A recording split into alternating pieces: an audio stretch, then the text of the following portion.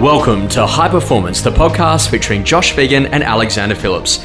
In this special holiday edition of the program, we're going to go into a live interview between Alexander Phillips and his brother William Phillips from List Sell Negotiate in 2016. We hope you enjoy the interview, part one. Afternoon, guys. Thanks for joining us today, and Damo and Josh, thanks for having us. Alex and I have never done this before, and the boys ran out of money today, so I'm going to be asking our own questions. And we don't have a panelist, but we're going to kick off. What we wanted to talk about today was essentially, we wanted to give everyone, whether you're on your first day in real estate or you've been doing it for 3 or 4 years, some sort of substance, to give you an idea what we do in our practice, and hopefully you can take away some tips. Alex and I got a lot of tips from Alex. I share a lot with Alex. I've taken obviously some from Shannon, who you've heard earlier. Ivan, Alex has learned from Debbie Donnelly, Jason Panzer, and we've been lucky enough to hear some of the practice from some of the best performers in the industry, and I guess hopefully we can give you some of those today. Yeah, I think both William and I were lucky enough that we worked alongside probably some of the best agents in the country 5-10 years ago. And we learned a lot and also continue to learn a lot. So although we might be doing 100 plus transactions a year, doesn't mean we don't stop learning and keep coming to these conferences and trying to obviously be better than where we were last year. And that's the thing, you've got to keep evolving in this game and keep being ahead of the game. And I suppose Shannon touched on that, a lot of that today. So yeah. I'm sure you've all got a lot out of that, and hopefully some of what we're about to talk about right now. So we've got about 7 questions to get through, which we're both going to discuss. And the first one is it's a very simple one, but it's obviously relevant to anyone who's looking to be an agent, which is how many people are on your database and how long did it take you to build it. So Alex, perhaps you can give us some insight into how many on your database. Yeah. I get asked this question a lot. I've got 2,500 people on my database, but it's been 2,500 people probably for the last 7 years. It actually hasn't changed, grown up to 10,000 or gone lower than that. And it's just 2 categories. It's hot sellers, past clients, and hot sellers is anyone that I've met that's got an address. I was looking at a property I had open yesterday, and a buyer came through, a browser I should say, was just coming through the open, and they said, I live 2 doors down. I said, are you looking at doing anything? They said no, but they got my database, and now that's been in contact, I'll just keep in contact with them if it's 5 or 10 years time until they're actually ready to go. And I think it's also been able to actually manage the amount of people in your database, because if you're not touching them 5 or 10 times a year, you're going to be forgotten. And there is zero loyalty in real estate. William and I were talking about this a couple of days ago, that even a client I called 3 weeks ago, haven't spoken to for 9 months, she goes, where have you been? Doesn't look like you've been selling much lately. You've been on holidays or you dropped off a bit. But that's, and she's in my core marketplace. So, and that was my fault because I haven't maintained that consistent, touch points, and, now I'm sort of on the back foot a little bit and have to regain that momentum again with it. Yeah, so I lost a listing on Monday, and I called the owner, and she said, I used to get a call from you every 6 months and I haven't received one. And it's a nice reminder that, and Alex is right, and it goes back to what Shannon was saying before in terms of the consumer experience. They have no reason to be loyal to us. Unless you're on the front foot and you're giving them good quality information on a regular basis, you're not going to be front to mind when they come to sell. So personally, I've got 1,700 owners on my database. Alex has got 2,500. It looks to be that sweet spot around 2,000 owners. If you don't have that many owners on your database, then you need to do as much as you can, and we're going to go through it in a minute, as to how to build up your database so you've got a constant flow of owners to talk to. But it's also the information you give people or owners within your database, they've got to benefit from it.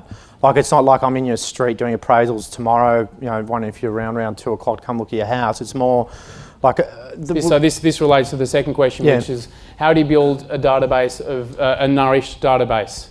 Sorry, yeah. Alex. Yeah. So obviously it's about having a fit database, and 2,500 people means you've got to obviously be making a lot of calls every week, but it's giving them relevant information to their house, and also giving them, I suppose when you speak to them so regularly, they call you for advice, and thoughts around what's actually happening in the marketplace. So the only reasons why I ever call people in my database is to give them a market forecast for the following year, what's currently happening in the marketplace, a property that I've just sold that's relevant to theirs, like a semi in Bronte every semi owner in Bronte will get a call from me, or a just listed, which is similar as well. So there's really those 4 reasons, and part of your job is also progressing these people to become sellers now, not later on. So if you consider if you're an agent and you get given a database of 2,000 owners, if they go to sell, are they going to call you? If they get a monthly newsletter from you, are they going to give you a call if they're going to sell?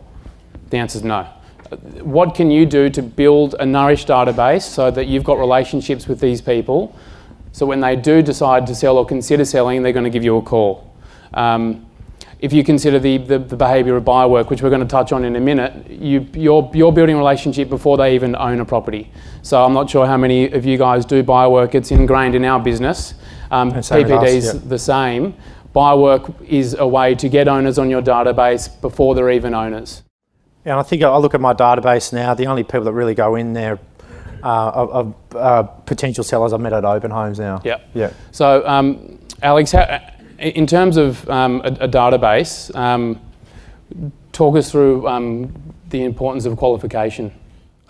It's making sure you've got clean data and the best data, so you're touching the right people that actually, you know where they live, the investments they've got, why they're potentially looking at selling. But the thing is, you don't. There's only so much time you've got as well, so you only want to be dealing with people that I suppose you've built a relationship with, and you do that by asking the right qualification questions first up, which actually people like the direct questions on like when they walk through an open home. Well, why are you here today? Are you buying or browsing? Do you want to do a role play?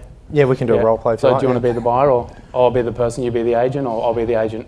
You be the agent. Okay. So now let's. No, this is really important stuff, because if I can't believe that agents let people walk through their open home.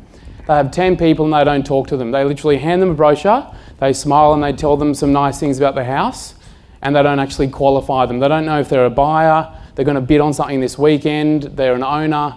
If someone owns a property, they're a seller. Whether they're selling in a month or 10 years, agents need to take the long-term approach. So if you're not qualifying any single person that comes through your open home and adding them to your database, you're literally wasting opportunity. So qualification in our business is, in terms of the development of our junior agents, is key. So we pump this through the guys every day. Every week we do a training session about qualification, because we realise the importance of it. So we'll run an open home. If we get 20 groups through, there'll be 2 or 3 agents. We will try not to miss a single person. So let's say you're a buyer, you walk through the open home, let's say it's a $2 million house in Bronte.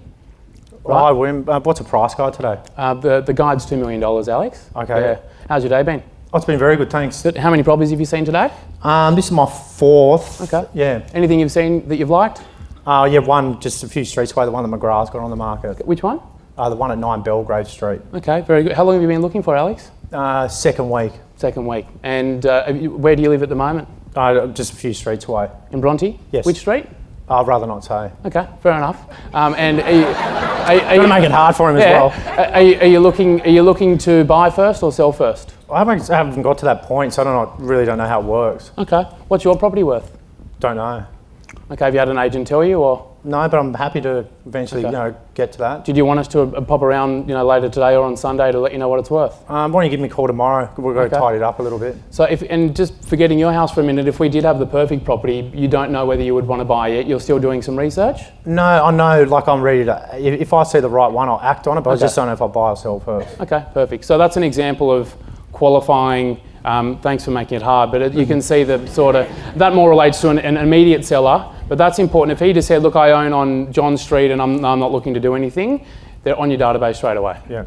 And also it's about understanding who are the good from the bad at open homes, and you've just worked out that that's a person that you probably want to call that afternoon, Sunday, or it's the first call you make on a Monday. Yeah. So they know you're proactive, they know you're onto it. The call is, we met on the weekend.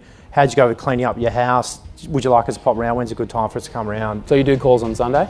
We do for key buyers and sellers, yes. Yeah.